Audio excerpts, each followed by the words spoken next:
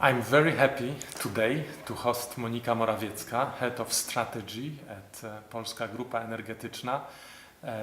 Monika presents not only a beautiful face of Polish energy, but also very competent, very professional, and very far-reaching, as we were discussing for a couple of times already, about how we can imagine the world in 2050. So, Monika, my first question will be an easy one to start the discussion. What will be the energy world looking like in 2050?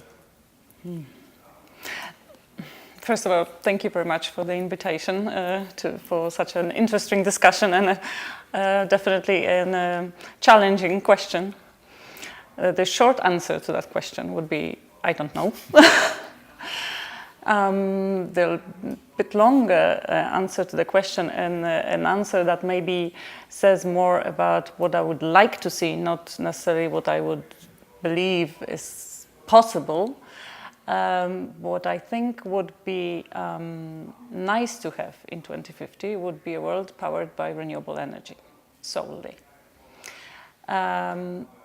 Not just because of the climate issue, which is of course at the forefront of this, but also because it's just such a nice idea. It's such a nice idea to be able to generate electricity without using any fuel at all. Mm-hmm. Because when I'm talking renewable, I'm talking wind and sun, wave, tidal maybe. So I think, and because I also am an optimist by heart. And I think people, the humanity is ingenious enough to be able to reach these goals that we are having. I think it is possible to reach that goal. I am not sure if it's possible by 2050, but I would definitely like to see that. Uh-huh. So we can imagine somehow the end state. Yes. Whether it will be 250, of course, it's yes. still far from where we are today. So it's easy to talk about it. But you are talking about ingenuity yes. And creativity. Because for today, the big problem with wind and solar is that when wind stops blowing and yes. sun stops shining, then we have lack of energy. Yes. So where do you expect to see the salvation? Mm-hmm. Well, here, of course, the question is, or the answer is pretty simple. Everybody says that the key to achieving that goal is the storage, solving the storage issue. And of course, by solving the storage issue, we can also see many different technologies coming along, be it batteries, simple lithium-ion batteries, be it some other advanced or less advanced, but with more potential battery technologies, whether it's hydrogen and the whole hydrogen economy that could also play a role as not only replacement for natural gas, but also storing the electricity produced by these solar and wind parks. So I think, of course, this is like the holy grail. Mm-hmm. If we manage to solve the issue of large-scale storage technology, then we can really say that it's possible to achieve the 100% renewables goal.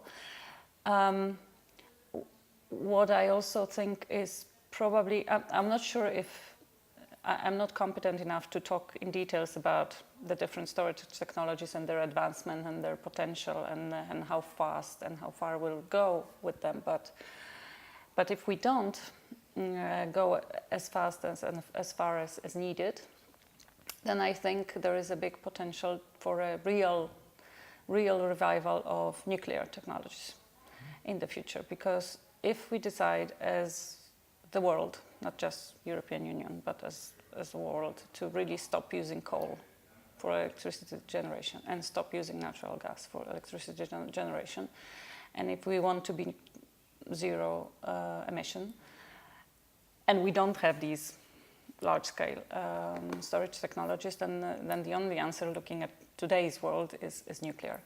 So I think that is a possibility. Of course, progress in this technology is also not that easy to make, because there's not probably not enough research and development going into that technologies, because we know the problems with large-scale nuclear, and we know that it's not too many countries now investing in moving this technology forward. We know the hope connected with the smaller scale nuclear and the SMRs, the small modular reactors, but there's also a limited type of limited in comparison what's happening in renewables.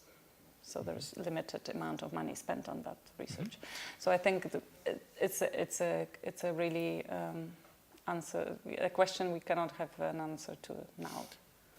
So, but on both sides there are some kind of technological bets. Either it will be on the side of storage, or when we are talking about nuclear, as far as I look at the market, the problem with large-scale nuclear power plants is in European Union at least, is that the security concerns are so high that the burden in terms of cost is bigger and bigger, and taking into account today's prices of gas, for example, in US, it's not competitive.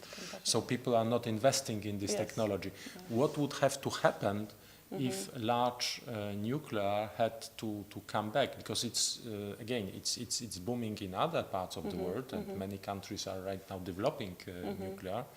And you mentioned small nuclear also, which is very promising, very interesting field, which is somehow, as probably from looking from outside, not enough exploited area, but there are no economic triggers, no economic incentives. So what would need to happen in order to boost these technologies?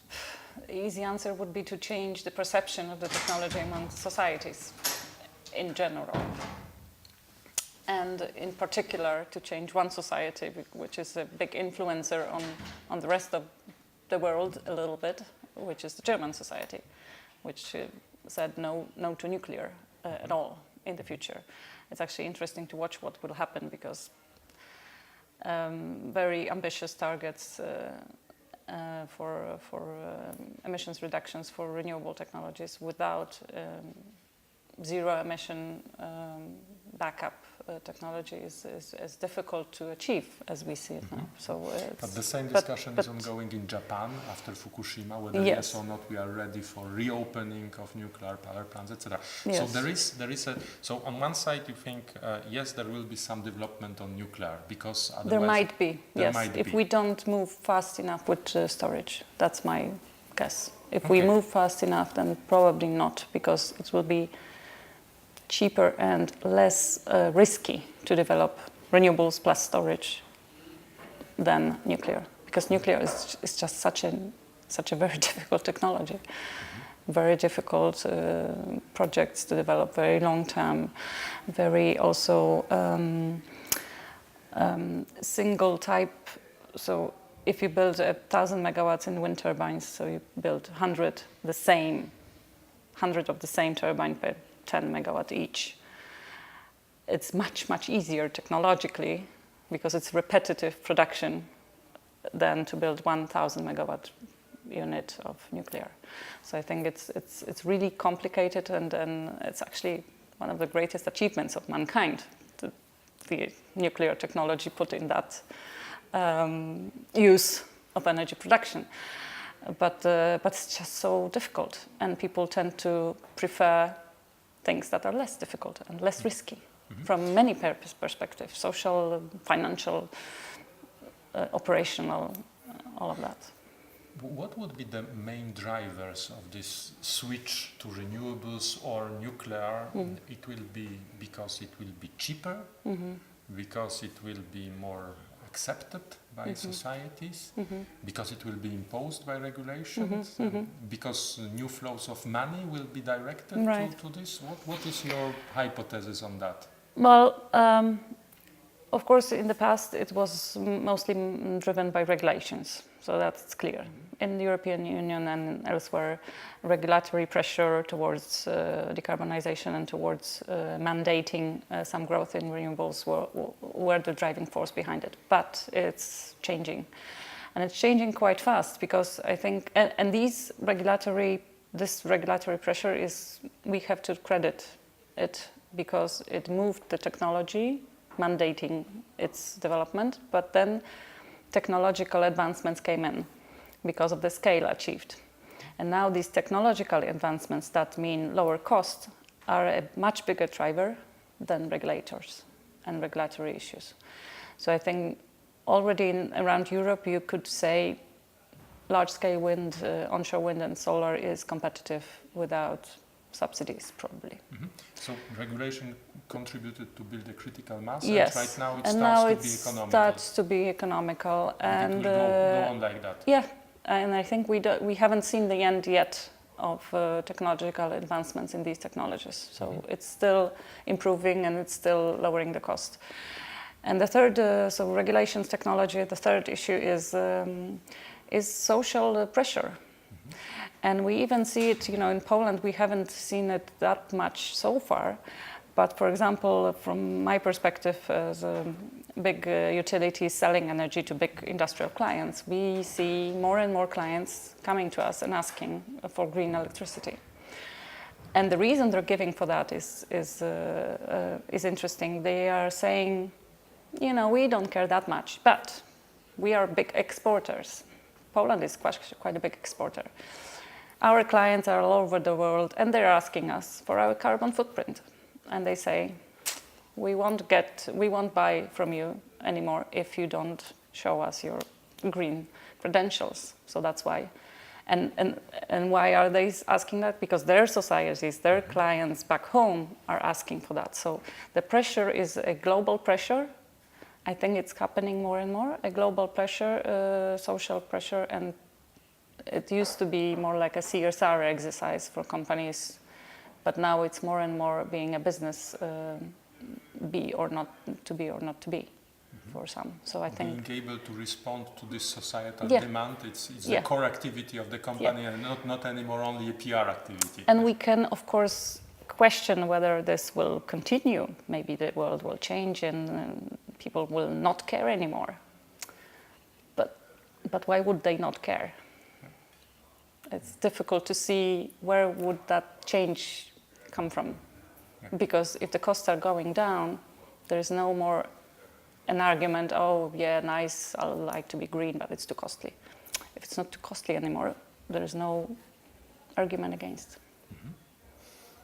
So we can imagine a future, it's questionable. We discussed about the time horizon, 2050, it's a symbolical moment. Yes. We can imagine a future in terms of energy without coal, without gas. Can we imagine a world without oil? Yes, even more so, I think. Absolutely, yes. Electromobility and hydrogen mobility is around the corner, and I think it's probably even more important to see that happening sooner than switching to green electricity, because we breathe the air in the cities that is polluted by cars nowadays in big cities, and more people in the world live in big cities. So it's becoming it has been, and it will be for some years to come, a big problem for health and well-being of society. So I think it's absolutely the way it should be done. I'm also not very good at saying which technology is better, whether it's pure electric vehicles or whether we should more concentrate on hydrogen. Hydrogen mobility has this advantage that it's also storing the electricity produced by, and it's more easily to transport. Maybe not so easy, but it can be stored. So, but I think it's going to happen, and it should happen as soon as possible for everybody's sake. Mm-hmm. So definitely. Mm-hmm. Yeah, and I think that this discussion about electric or hydrogen does not need to be solved now, because an electric car is in fact very close to a hydrogen car, where batteries are replaced with a hydrogen tank, and it can go on. And it's like now we have petrol and diesel vehicles both. Yeah. So we can have pure electric and hydrogen in the future. This is very interesting that we can imagine also a world without oil, and you said that even it can even happen faster, as electromobility right now is in transport, oil in in transport, transport. because I'm not so sure about chemistry and all that, plastics. Yes, petrochemical industry is That's growing something in terms else, of yes. use. Although, of course, cutting back on plastic, which is also, here in the Ministry of Environment, we know that this is important, that it can also reduce future use of oil for these purposes. So I think oil is also limited in time. Do you think that there is some kind of relation or coupling between transport and energy? Because the common denominator between the two being the cost of storage. Yes. Whether we store electricity in batteries or whether we store it in hydrogen. Yes. But at the end, it's interesting to see the two sectors converging through a very strategic common denominator. Like an alliance a little bit, yes. And I think it's not only just a storage issue, but also demand side management issue. Mm-hmm. Because we know that electric vehicles can be used sort of both sides. They will be using, for example, the excess energy from wind power to be charged, but they can also give away some electricity when needed back to the grid. So I think this symbiosis, or whatever you would call it, will exist. And of course, a big enabler for that is digitalization of both sectors and the new business models. On this, let me let's say a little bit advocatus diaboli. We are here in Poland, in Warsaw. It's right now a very dynamically growing country, growing city. So when we are talking about digitalization, when we are talking about switching of fuels, well, it is in a certain context. Mm-hmm. But when you see, for example, the urbanization challenge of the world right now, and cities are growing enormously in Asia, in Africa, in Latin America, it is in a different economic context. Would the same apply to, let's say, New Delhi, what applies to Warsaw? Would the same reasoning be valid where you have here in Warsaw 500 cars per 1,000 inhabitants and in India in average 50? And people want to develop new form of mobility. There is an appetite for growth. There is a very great economic development which is happening right now by then. Can we compare the two, and can we apply the same solutions? Well, the same question we could have asked about Poland 30 years ago. Poland versus Paris, Warsaw versus Paris, whether we could compare and see the same development path. 30 years ago we would say no, maybe not. Some optimists would say yes, but now we see it's comparable. So I think the world, as I said, I'm an optimist. The world is developing at a pace which is good, and where many more people should be as privileged as we are here today, or around Europe in general. So I think the short answer would be yes, but also I think that maybe the ways we develop will be a little bit different, and maybe better in the future in these cities, the developing cities, than we had here in Europe, where you had 2-3 cars per family. Maybe you don't have to have that anymore. Maybe we're talking about more of a change than just change of fuel in terms of mobility. Absolutely. So I think that's the switching from individual to public transport, for example. So maybe they will do it smarter than we did in the past. Okay, so there is also an optimism in terms of lessons learned around the planet, because we can share experiences, we can build on what are successes, but also what are failures of some, in order to help also the developing world to have some potential for leapfrogging. Sure. Yes, and learning from other people's mistakes. That's always the best. That's a great vision. Thank you very much, Monika. Not only optimistic, but also very interesting, very ambitious, and provides a lot of opportunities. So thank you very much for this discussion. Thank you for discussing. Thank you. Thank you.